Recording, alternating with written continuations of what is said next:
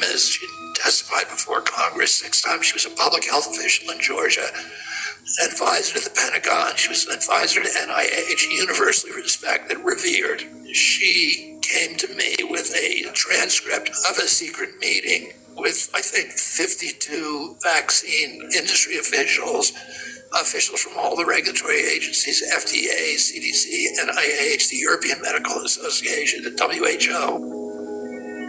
They all had a secret meeting in a off-CDC campus because they didn't want it to be subject to Freedom of Information requests. And they had convened this meeting because all these mothers who were complaining to CDC that my kid got poisoned by a vaccine and got autism, they actually did a study, and they used the biggest database in the country called the Vaccine Safety Data Link, which is it's the vaccination records from the top 10 HMOs from millions of clients. They looked at the hepatitis B vaccine given during the first 30 days, and they'd compare that to kids who got it later or didn't get it at all. That vaccine, which is loaded with mercury. And what they found is kids who got it during the first 30 days had an 1,135% greater chance of getting a later autism diagnosis. And they knew right then what was causing the autism epidemic.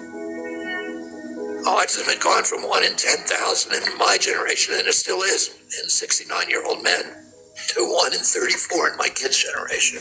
And all these mothers were saying it's the vaccine. And Sarah Bridges was one of them. And the vaccine court agreed until it became prohibited to acknowledge that.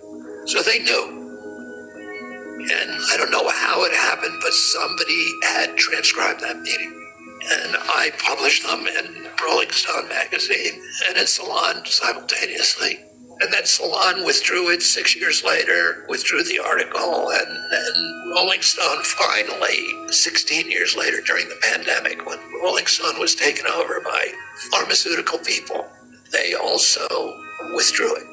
And that was the beginning of my battle with the pharmaceutical industry.